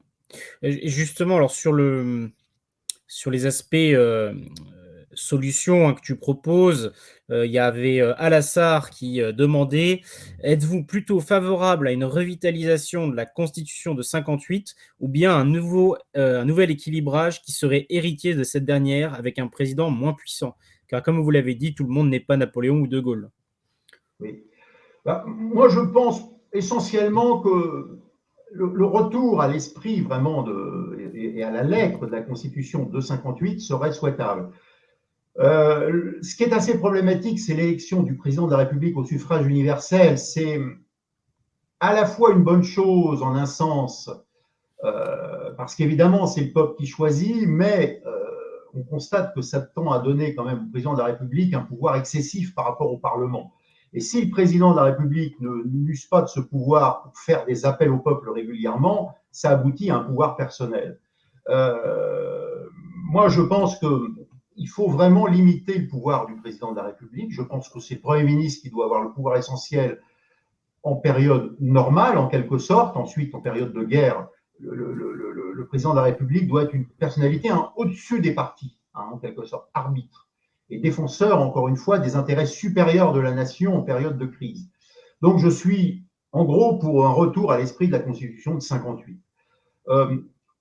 L'élection du président de la République au suffrage universel n'est pas forcément quelque chose qui l'amène à avoir énormément de pouvoir. Prenons le cas de l'Allemagne, de la République fédérale d'Allemagne actuellement. Le président de la République est élu au suffrage universel, pourtant personne ne connaît son nom. Il a en fait peu de pouvoir. Donc, je pense qu'il faut trouver un équilibre. Il ne s'agit pas que le PR ne serve à rien, mais il doit servir en cas de crise majeure. Ce n'est pas à lui de décider de nous faire porter le masque ou des choses comme ça. De toute façon, il n'y a aucun motif sérieux pour nous faire porter un masque. Mais pour prendre des exemples moins importants, ce n'est pas à lui de décider de mesures techniques. Voilà, c'est au gouvernement. Hein, Ouais, c'est ce que tu disais. Voilà. C'est ce que tu disais dans le livre. À un moment, tu parlais du grand débat en 2019. C'est vrai que c'était incroyable de voir ce président, comme tu disais, répondre à un oral de Sciences Po, amener des réponses à tout, le taux de remboursement des lunettes. Enfin, absolument. Outre que très souvent, d'ailleurs, les réponses de Macron étaient partielles et relevaient d'une imposture, puisqu'en fait, c'était des réponses incomplètes, inexactes. C'est un peu comme la fameuse retraite à 1 200 € qui finalement ne concerne quasiment personne, hein, qui a été avancée comme soi-disant le bon côté social de la, entre guillemets, réforme Macron. Je pense que effectivement, de toute façon, on se contrefiche de savoir si le PR connaît le taux de remboursement des lunettes ou des appareils auditifs. Ce sont des mesures qui sont tout à fait nécessaires, mais ce sont des mesures sociales qui relèvent du ministre de la Santé. Ce n'est pas au président d'avoir des notions dans ce domaine. On préférait que Macron ait un peu plus de culture géographique et ne pense pas, par exemple, que la Guyane est une île, ce qu'il avait dit en 2017, ou qu'il ait un peu plus de culture historique et géopolitique aussi. Ça serait plus intéressant. Et ouais, mais d'un certain côté, bon, je me fais l'avocat du diable, mais est-ce que les politiques ne donnent pas aussi ce qu'une partie importante de la population leur demande? C'est-à-dire, oui, bah, un président qui, connaît le taux de remboursement, des lunettes ou le prix du pain au chocolat, comme c'était à une époque, est-ce que c'est pas un président qui est proche du peuple? Donc est-ce que c'est pas ce genre de président que je veux? Et là, je rebondis sur une remarque de Mbakou dans les commentaires qui dit, voilà, encore faudrait-il que les Français étudient et comprennent la Constitution. Est-ce que justement, c'est pas une limite, une des limites de la démocratie? Moi, je ne crois pas du tout à cette notion de proximité. Je ne pense pas qu'un président, ni même un député, soit forcément quelqu'un comme tout le monde. En fait, les élus, le président comme les autres, devraient tirer le peuple vers le haut. Parce que effectivement, si être proche du peuple, c'est s'aligner sur ce qu'il y a de plus trivial dans le peuple, remplir son caddie dans les grandes surfaces, c'est pas le plus intéressant. Il faut tirer le peuple vers le haut. Prenons Euskaltel ou RTF, quand on voit la qualité des émissions en 65-70, effectivement, la télévision publique tirait les gens vers le haut. La caméra explore le temps, l'émission, les dossiers de l'écran, il y a les premières émissions de Bernard Pivot, tout ça était digne d'intérêt et tirait les gens du peuple vers le haut. Maintenant, on les pousse vers le bas. C'est absolument épouvantable. Mais ce n'est pas un hasard. Ce n'est pas un hasard. Nos élites veulent nous crétiniser, nous sidérer, nous tétaniser et nous crétiniser. Ça permet, oui, un certain contrôle. Justement, pour on va dire contourner ce type de contrôle, tu parlais tout à l'heure des référendums qui viendraient non plus à l'initiative du président, mais à l'initiative du peuple. Et il y a Maxime Dupont, qui est l'un de nos modérateurs, qui demande: êtes-vous en faveur du RIC? Oui, le référendum d'initiative citoyen, d'initiative populaire, oui, bien sûr, bien sûr. Il peut y avoir en plus plusieurs niveaux de RIC. Il peut y avoir, bien entendu, le RIC national sur, par exemple, je ne sais pas, on a un exemple parmi d'autres, sur les délais, les délais possibles en cas d'avortement. Il peut y avoir sur des questions comme ça, entre guillemets, éthiques. Il peut y avoir le RIC sur les alliances, sur la sortie de l'OTAN, par exemple, etc., sortie de l'Alliance Atlantique, puisque l'OTAN n'est jamais que l'organisation militaire de l'Alliance Atlantique. Il peut y avoir le RIC sur l'augmentation du budget de la défense, etc. Mais il peut y avoir aussi des RIC locaux ou régionaux, bien entendu, par exemple, sur l'affaire de Méga-Bassine, etc. Enfin, voilà. Voilà. Il ne faut pas dévaloriser le RIC, il faut qu'il y ait des garde-fous. Encore une fois, s'il y en a trop, ça serait vite dévalorisé. Mais ce serait tout à fait raisonnable qu'il y ait, je ne sais pas, au moins 2 référendums nationaux par an. Ce ne serait pas extravagant sur des grandes questions. Ce serait absolument pas extravagant. Ce serait l'occasion de grands débats aussi. Alors, je reviens un tout petit peu sur l'élection présidentielle. Je pense que l'un des problèmes, c'est que, par exemple, c'est qu'il y a seulement 2 candidats au second tour. Pourquoi n'y aurait-il pas plusieurs candidats? Parce qu'en fait, on l'a bien vu les 2 dernières élections présidentielles, le choix entre Macron et Marine Le Pen ne satisfaisait pas, sans doute, un Français sur 2. au moins un Français sur deux qui aurait préféré ni Macron ni Marine Le Pen, mais d'autres. Je sais pas, Jean Lassalle, Jean-Luc Mélenchon, d'autres encore. Il serait tout à fait faisable, tout à fait envisageable. Il y avait même eu une proposition de loi des députés communistes à une époque en ce sens, qu'au présidentiel, et de même d'ailleurs aux législatives, puissent se maintenir au second tour, par exemple, tous les candidats qui ont fait plus de 10%. Ça en ferait la plupart du temps 3, au grand maximum 4, et le président serait celui qui arrive en tête. Alors on dit qu'il ne serait pas majoritaire, mais bien sûr, mais de toute façon, là, il est faussement majoritaire, il est majoritaire avec un taux d'abstention énorme. Et là, il y aurait beaucoup plus de participation, parce que même au second tour, il y aurait beaucoup de gens qui se sentiraient encore concernés, parce qu'il resterait 3 ou 4 candidats. Donc, il y aurait au second tour beaucoup plus de participation, beaucoup moins de bulletins blancs, beaucoup moins de bulletins blancs, beaucoup moins de bulletins nuls et beaucoup moins d'abstention.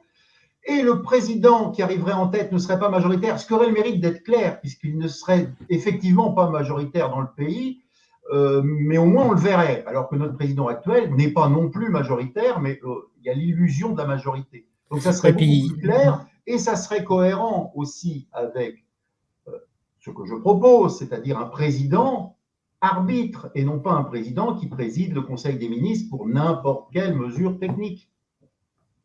Oui, puis en plus, ça permettrait potentiellement à un président d'être élu avec un jeu différent au niveau de l'Assemblée nationale. Il devrait constituer peut-être des alliances, des choses comme ça, quoi. Ça ne changerait rien au niveau ça changerait rien. Enfin, les présidentielles, de toute façon, à mon sens, ne doivent pas avoir lieu au même moment que les législatives. Il faut qu'il y ait, à mon avis, un délai important parce qu'il faut bien que les gens distinguent les deux enjeux. Ensuite, le Premier ministre devrait être tout simplement celui qui représente la majorité à l'Assemblée nationale.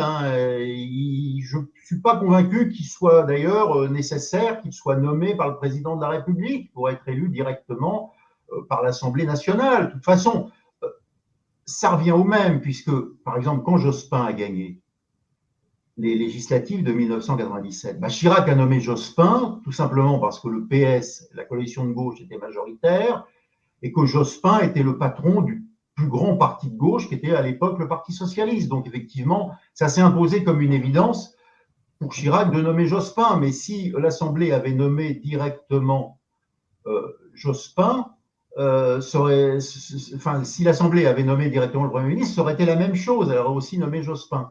Donc, je pense que ça pourrait être nommé, le Premier ministre pourrait être nommé directement par l'Assemblée nationale.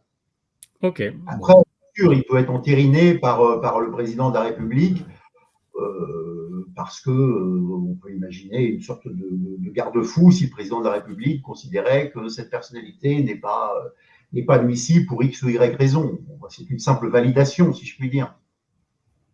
Et alors justement, toujours sur cette notion d'élection, il y a Alassar qui demande: ne seriez-vous pas favorable à un tirage au sort du président de la République plutôt qu'une élection? Non, certes pas quand même. Non. Le tirage au sort est une chose intéressante, mais je pense qu'il faut le réserver. Par exemple, ça pourrait être le cas du Sénat ou d'une partie du Sénat. Une partie du Sénat pourrait être constituée de citoyens tirés au sort sur les listes électorales. De ce fait, on aurait par exemple des sénateurs ouvriers, alors qu'il n'y en a jamais. On aurait des sénateurs issus de la France périphérique, celle dont parle Christophe Guilluy, alors qu'il n'y en a vraiment pas beaucoup, etc. On aurait toutes les couches sociales, on aurait peut-être une femme de ménage, etc. Alors pour l'instant, on n'a qu'une députée, je crois, femme de ménage, qui est une femme de la France insoumise. Oui, je pense que c'est pas inintéressant pour une assemblée seconde, comme le Sénat, ou une assemblée qui a un rôle un petit peu en retrait quand même par rapport à l'Assemblée nationale. Franchement, non, l'élection du président de la République, je ne pense pas que ça puisse être un tirage au sort, même si au stade où nous en sommes arrivés, le tirage au sort a sans doute donné des résultats moins catastrophiques qu'Emmanuel Macron, ça j'entends bien. Mais voilà, il faut quand même viser le meilleur et non pas simplement le hasard. Bon.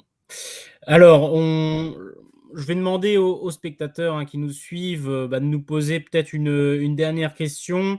Et en attendant que, voilà, je vais en sélectionner une parmi celles qui arrivent. En attendant que les questions arrivent, je voulais qu'on aborde un point particulier pour un peu clôturer cet entretien. Euh, comment dire, quand on constate un peu ce qui se passe dans la société, au niveau de la France, on peut rapidement perdre tout espoir dans une amélioration de la situation. Et justement, est-ce que toi, tu aurais un message d'espoir par rapport à notre situation à adresser aux gens qui nous regardent ou qui nous regarderont? Alors, Charles Maurras disait: le désespoir absolu est une sottise en politique. Bon, la situation est épouvantablement détériorée, il ne faut pas se faire d'illusions. Il y a les problèmes qu'on appelle parfois identitaires, hein, et qui sont à la fois des problèmes d'identité au sens ethnique, mais qui sont aussi des problèmes d'identité sociale, parce que la crise sociale et la crise identitaire sont liées. Il y a le drame de la désindustrialisation et du chômage de masse qui est camouflé, mais on a un chômage épouvantable. En fait, 7 millions de chômeurs, hein, réellement. La désindustrialisation est une véritable catastrophe. Elle n'a cessé de s'accentuer, elle date quasiment depuis 68. Hein. La France se désindustrialise à petit feu. Et ça s'est accéléré après 74, en gros.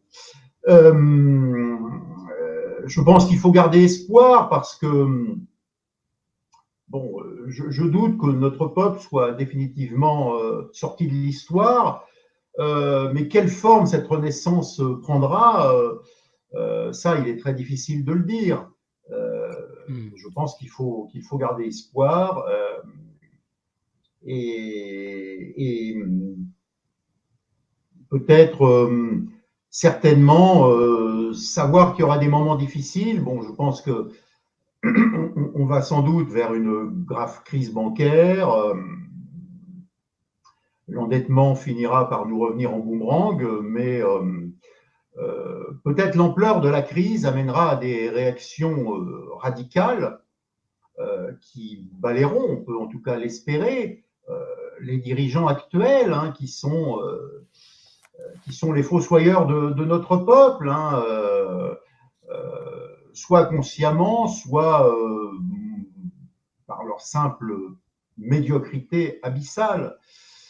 Donc, je pense que rien n'est perdu. Je pense que, en même temps, s'il y a un mouvement très fort, il est fort probable qu'il ne touchera pas que la France, qu'il touchera aussi d'autres pays d'Europe, parce qu'au fond, la situation de l'Italie n'est pas plus brillante que la nôtre. La situation de l'Allemagne se dégrade extrêmement rapidement. Donc, la période où l'Allemagne avait un grand excédent commercial, où elle bénéficiait de l'euro fort, qui était l'équivalent du mark fort, est sans doute largement terminée. L'Allemagne risque de devenir plus que jamais une colonie américaine. Est-ce que les 70 ou 75 millions d'Allemands vont l'accepter? Ce n'est pas sûr. Bon, on peut penser que peut-être, de même que la Révolution française a été un mouvement qui a eu des répercussions aux Pays-Bas, en Italie, en Allemagne, on peut se demander si une révolte des peuples ne va pas toucher tout l'ouest de l'Europe, voire plus, le centre même de l'Europe. Il faut en tout cas l'espérer. Il faut espérer qu'on sortira de la dictature de l'Union européenne qui terrorise des pays, ou qui tente en tout cas de terroriser des pays comme la Hongrie, par exemple, hein, qui ont refusé d'appliquer des sanctions lourdes vis-à-vis de la Russie. Est-ce que les peuples accepteront indéfiniment cette dictature des technocrates médiocres de Bruxelles? Ce n'est pas sûr. Il faut savoir que de toute façon, l'hydre bruxelloise a des relais à Paris et que les technocrates parisiens ont aussi vocation à être mis de côté, à être écartés du pouvoir pour laisser place, là encore, à des nouveaux modes de démocratie beaucoup plus directs et encore une fois de nouvelles élites, hein, parce que là, nous sommes dirigés par des anti-élites. D'accord. Bon, bah, on va voir comment la situation évolue. Et c'est vrai que ce qui est intéressant dans l'histoire, d'ailleurs, et ce qui peut nous donner espoir, je trouve, c'est que quand on considère certaines situations à un moment donné et qu'on voit ce qui s'est passé peut-être 5 ou 10 ans après, parfois la donne a complètement changé, quoi. Bon, si on considère juin 40 et bon, la libération, c'est quand même. Et surtout les résultats de la guerre pour la France, c'est quand même incroyable. Enfin, il y en a d'autres des moments comme ça. Oui, Euh, quand on pense à la situation de la Russie en novembre 41, mm, qui était à deux doigts de s'effondrer. Enfin, les ministères avaient commencé à évacuer Moscou, se préparaient à replier les archives. Enfin, bon, et la victoire en 45, très lourdement payée par les Russes, certes, mais enfin, la victoire quand même. Euh, voilà. Donc, oui, effectivement. Alors, est-ce que nous paierons un prix aussi cher d'ailleurs que celui qui a été payé par les Russes? Espérons que non. Mais enfin, de toute façon, encore une fois, pour revenir à l'essentiel, je crois que l'histoire est ouverte. Il est quand même possible que le degré d'arrogance de nos dirigeants soit vraiment de nature à provoquer cette fois un mouvement très fort de révolte. En tout cas, c'est ce qu'on peut espérer. Et là encore, le politique est toujours lié à l'esthétique. C'est-à-dire que la politique des équipes Macron est bien entendu antisociale et antinationale, mais elle est aussi très laide. Il y a aussi une dimension esthétique. La fête de la musique chez Macron est hideuse, la façon de se comporter qu'a Macron peut faire horreur. Voilà, il y a aussi une dimension esthétique. Le spectacle que donne Macron fait pitié, fait honte aussi, fait terriblement honte. Voilà, nous avons annulé la visite de Charles III, alors que l'Angleterre est quand même historiquement depuis un peu plus de 100 ouais, c'est ans vrai. notre allié, puis c'est tout de même à 30 km de l'autre côté de Calais. Enfin bref, tout ça n'est pas glorieux, tout ça est fondamentalement pitoyable. Donc je pense aussi que la révolte aura une dimension esthétique, et y compris cette révolte venue de gens du peuple, parce que les gens du peuple ne pensent pas au remplissage du caddie, ils pensent aussi disons, au spectacle que donnent nos élites. Et ce spectacle leur fait horreur, à juste titre. Oui, c'est vrai, on le voit d'ailleurs hein, dans les commentaires. Certaines personnes disent oui, déjà montrer l'exemple pour un chef, c'est capital. Enfin, voilà, on peut pas effectivement réduire tout à ces dimensions-là. Je passe alors justement à la question que j'avais demandé. On en a sélectionné une, et puis il y en a deux autres qui sont arrivées un peu, un peu inédites, donc je les poserai également. C'est un peu particulier. Donc la question c'est de Alassar. Voyez-vous un centre de renversement de la donne actuelle en Occident ailleurs qu'en France? Donc, est-ce qu'il est possible qu'autre chose se produise ailleurs? Ah, possible, oui, mais j'ai aucune lumière là-dessus. J'ai aucune lumière là-dessus. Euh, Bon. bon, je constate que malheureusement, le départ de la Grande-Bretagne de l'Union européenne, bon, la Grande-Bretagne n'était déjà qu'à moitié dans l'Union européenne puisqu'elle avait gardé sa monnaie, ne s'est pas accompagné malheureusement d'un virage antilibéral. Le gouvernement actuel de la Grande-Bretagne est hyper atlantiste, ce qui n'est pas très étonnant. Euh, Là, je ne sais pas. Je crois que l'histoire est ouverte. Les Ouais. choses peuvent venir d'un autre pays. Voilà. Non, évidemment, je n'ai aucune lumière là-dessus. Oui, c'est comme Euh, Marx n'aurait pas prévu une révolution sociale en Russie à son époque, quoi. oui, bien qu'à la fin, il était moins persuadé de l'immobilisme et de l'archaïsme de la société russe que dans ses premiers temps. D'accord. Donc lui-même n'excluait pas justement l'inattendu dans l'histoire. Il ne faut jamais exclure. Laissons l'inattendu surprendre l'attendu, comme disait le poète René Char. C'est bien vrai. Alors, je passe aux deux questions qui sont un peu particulières. Donc, il y a Hunter Venner qui nous demande est-ce que vous auriez trois conseils de livres? 3 conseils de livres. Alors ça dépend du domaine. En philosophie, je lisais récemment Une éducation philosophique d'André Comte-Sponville, mais bon, c'est pas un livre très politique, c'est un livre qui prend position pour le matérialisme de Lucrèce et d'Épicure. Quoi d'autre? Bon, peut-être la Révolution française de Michelet, pour comprendre les grandes heures de notre histoire, hein, dans leur tragique, hein, sans manichéisme, hein, du reste.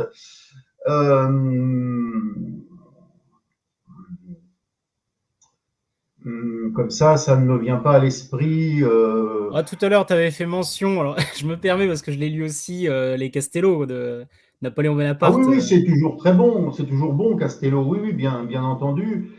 Bien entendu. Caput de Curzio Malaparte, aussi, sur les horreurs de la guerre, qu'on oublie trop. Enfin, c'est absolument effrayant de voir à quel point on livre des armes à l'Ukraine sans réfléchir aux conséquences, sans réfléchir au fait que ça pousse Zelensky à ne pas négocier et que les Ukrainiens en sont finalement les principales victimes. Enfin, c'est abominable. C'est une abomination. C'est un cynisme abominable. De nos gouvernants, hein, je parle de cynisme de nos gouvernants.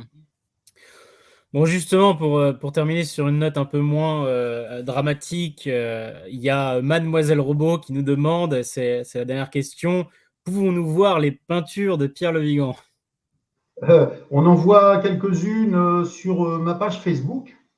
Ah oui? On en voit 2 derrière. On les voit peut-être pas très bien, mais enfin, il y en a 2 petites.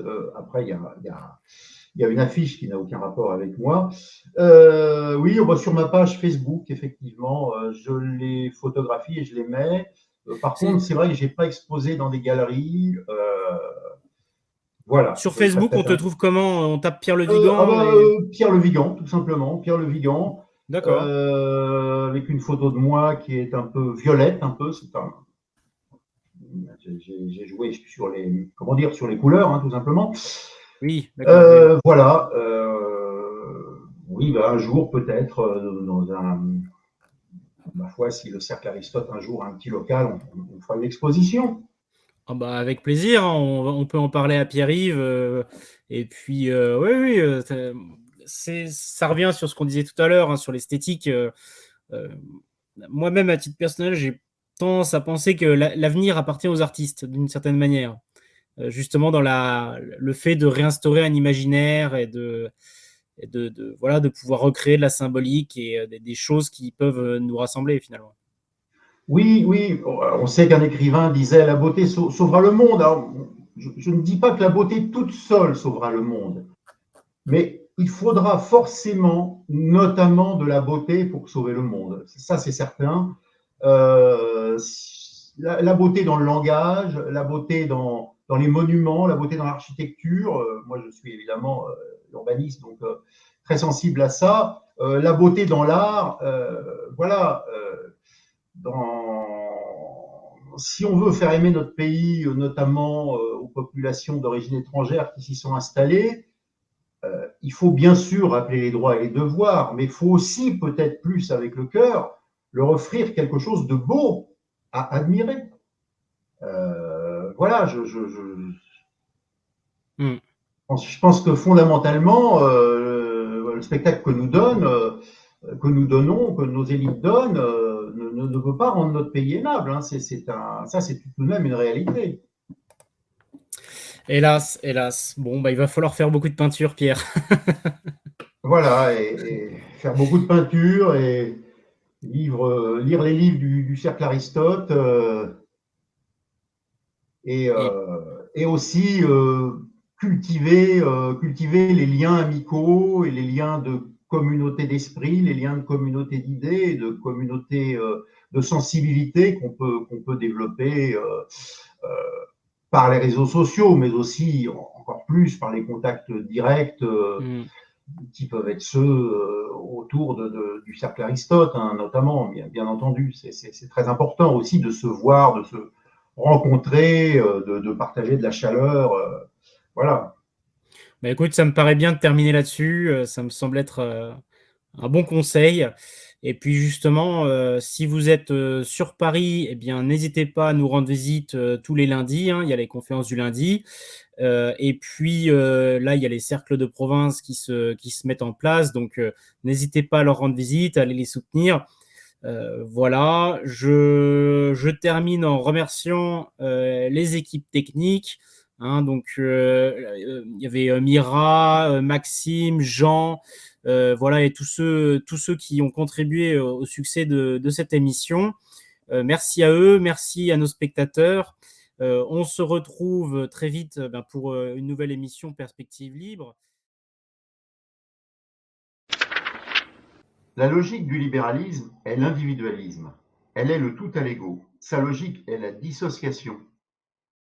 Sa logique est l'éclatement du lien social. Sa logique est l'atomisation des gens et des peuples. Sa logique est donc la mort des peuples et l'individualisation de tout, d'où la destruction du code du travail, la destruction de la sécurité sociale et la liquidation des retraites par répartition.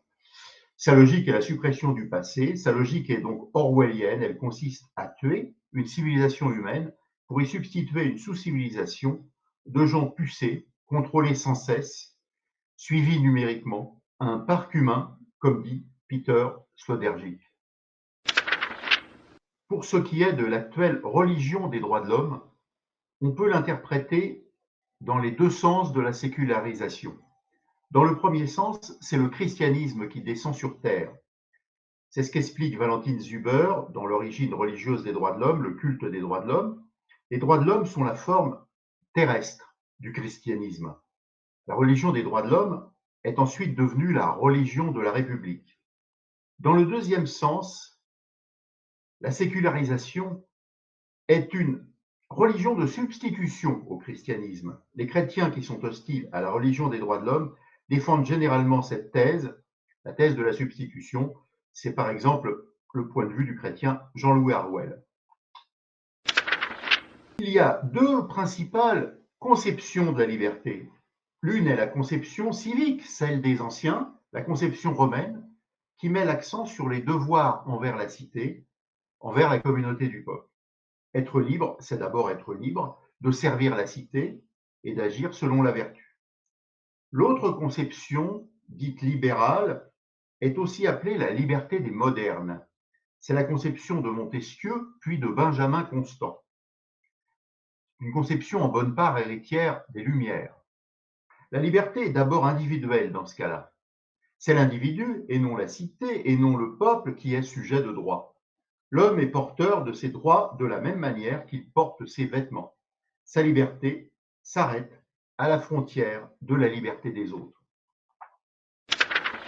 Répondez à la question, quel est le cadre politique qui vous paraît rester le plus pertinent à l'heure actuelle et été évoqué, les régions, les cités, l'empire, les fédérations, etc. Je réponds. La nation me paraît rester le cadre le plus pertinent, car la nation se définit notamment par cet élément essentiel qui est la langue. L'appartenance à une cité ne peut suffire à définir une citoyenneté, sauf en Italie, mais ce n'est plus le cas à l'époque actuelle. L'idée d'un État européen jacobin me paraît une folie. C'est reproduire les excès de la centralisation administrative et de l'uniformité. À l'inverse, la parcellisation ou balkanisation de l'Europe me paraît très dangereuse. L'Europe des régions me paraît l'Europe en miettes, l'Europe des armées, une Europe aux 1000 Kosovo. Les régions qui voudraient devenir des États ou qui se prennent pour des nations, comme la Catalogne, n'ont absolument pas les moyens de peser sur la marche du monde. Nous sommes page 53. Il s'agit pour le libéralisme poussé jusqu'au bout de faire triompher les valeurs des anywhere, les gens de nulle part ou de n'importe où, sur les valeurs des somewhere, les gens de quelque part, selon la distinction de David Goulart. Il s'agit, pour le dire autrement, de faire triompher les mercuriens, les gens du commerce qui ne veulent pas de frontières, sur les apolliniens, ceux qui, attachés à une terre, veulent construire durablement quelque chose, et veulent d'abord rester sur leur terre et ne pas devenir des nomades forcés. J'évoque la politique extérieure au XVIIe siècle. Pour Richelieu, la politique extérieure est l'expression même de la raison d'État. Et cette politique doit être stratégique, c'est-à-dire qu'elle doit créer les conditions de la puissance et anticiper sur les risques d'étranglement de la France. D'où l'intervention française contre les Habsbourg, qui risquait de coincer la France entre l'Allemagne et l'Espagne. D'où aussi l'indifférence de Louis XIV quand Vienne sera menacée par les Ottomans en 1683. Pour Richelieu comme pour Machiavel, la guerre est la continuation de la politique par d'autres moyens. C'est à cette époque, et surtout en France, que la notion d'État et de raison d'État prend la place de la notion de possession des princes. L'ordre westphalien fait référence au traité de Westphalie de 1648. L'ordre westphalien supposait qu'aucune cause ne soit sacralisée sous des prétextes religieux ou symboliques, comme la réactivation de l'empire de Charlemagne ou de l'empire romain chrétien. Rousseau, commentant dans Du contrat social l'abbé de Saint-Pierre, écrira, je cite Rousseau, malgré les défauts de cette constitution de l'empire, il est certain que tant qu'elle subsistera, jamais l'équilibre de l'Europe ne sera rompu. Il est certain qu'aucun potentat n'aura à craindre d'être détrôné par un autre, et que le traité de Westphalie sera peut-être à jamais parmi nous la base du système politique. Fin de citation. Et une dernière citation, j'évoque les questions de théorie politique, et je dis, s'il y a souveraineté du peuple, la loi cesse d'être extérieure à l'homme. Elle tend à devenir sa loi intérieure. La liberté devient positive et non soustractive. La liberté soustractive consiste à ne pas être empêché de faire telle chose. La liberté positive, c'est ce que visait Rousseau. La volonté générale tend à se confondre avec l'auctoritas, la souveraineté naturelle. La potestas, les pouvoirs institués, n'en est que l'instrument docile. L'auctoritas prend même un caractère sacré et devient l'imperium, le commandement suprême du peuple. Il n'y a en effet pas de vraie souveraineté sans une dimension sacrée. La potentia, la puissance du peuple, tend, en termes aristotéliciens, à se mettre en acte, c'est-à-dire à devenir auctoritas, à passer donc de la puissance à l'acte. C'est par ses mérites que le peuple dispose de l'auctoritas, qui est la souveraineté naturelle et sacrale.